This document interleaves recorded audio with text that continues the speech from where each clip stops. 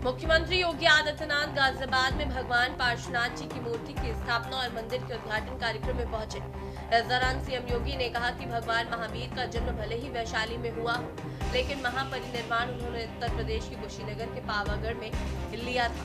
मुझे बताते हुए प्रसन्नता है कि हमारी सरकार ने स्वाधीन नगर का नाम बदलने का फैसला लिया है। जहां भगवान महावीर ने अपना महापरिनिर्वाण लिया था, उसे हम पावा नगरी के रूप में उसके नामकरण को आगे बढ़ाने की कार्रवाई को आगे बढ़ाया है।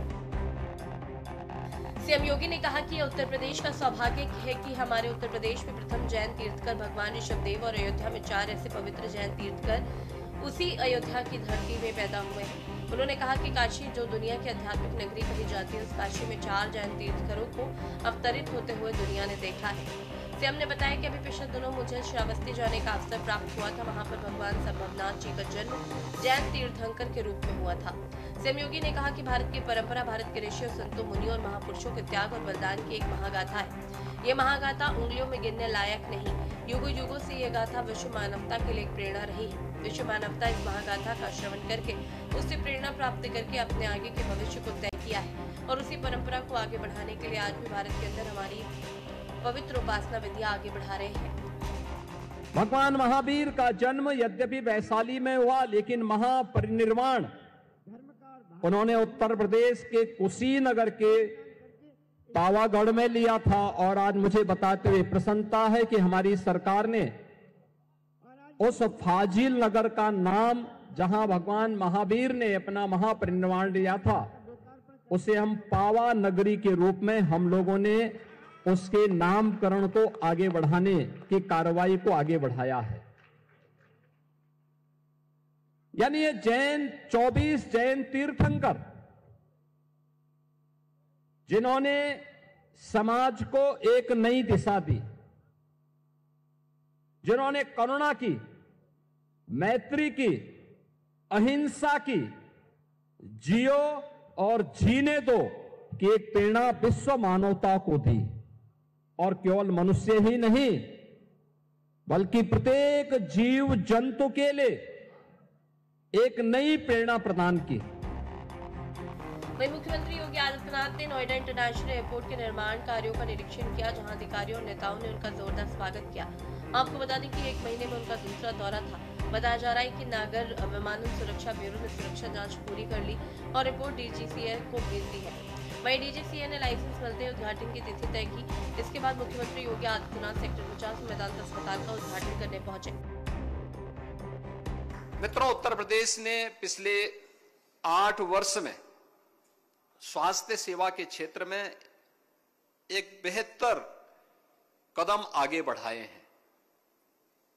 आज उत्तर प्रदेश के अंदर, आपने 8 वर्ष पहले उत्तर प्रदेश के बारे में सुना होगा। उत्तर प्रदेश की पहचान क्या होती थी? 1 डिस्ट्रिक्ट 1 माफिया से। आज हमने अपने साथ जुड़ी हुई उस पहचान को हटा करके 1 डिस्ट्रिक्ट 1 मेडिकल कॉलेज के साथ हमने उत्तर प्रदेश को आज जोड़ा है। आज उत्तर प्रदेश के हर जनपद में एक मेडिकल कॉलेज है।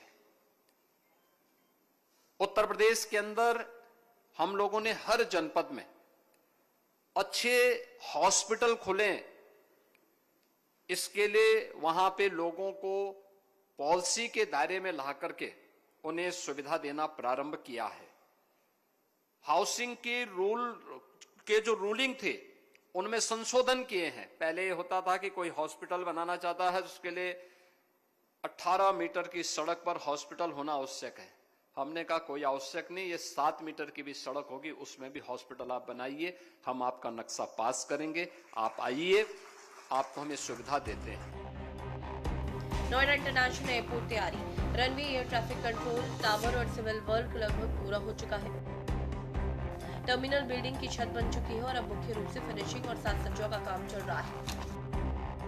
Interiors, baggage system, arrow bridge और ई-गेट जैसे महत्वपूर्ण बुनियादी ढांचे लग चुके हैं। नागरिक उड्डयन सुरक्षा ब्यूरो की मंजूरी के लिए सुरक्षा मानकों के तहत काम पूरा।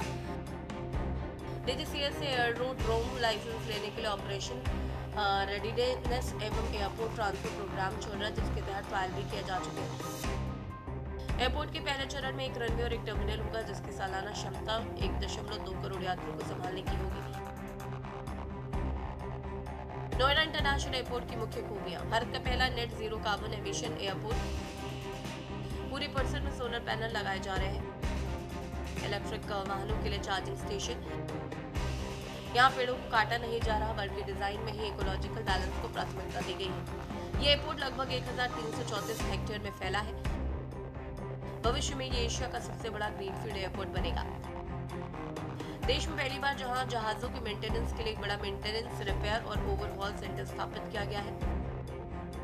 इसे यमुना एक्सप्रेसवे से सीधे जोड़ा गया है। भविष्य में इसे दिल्ली मेट्रो और बुलेट ट्रेन जैसी हाई स्पीड कनेक्टिविटी को भी जोड़ने की योजना है। यह एयरपोर्ट एक बड़ा कार्गो हब भी बनेगा।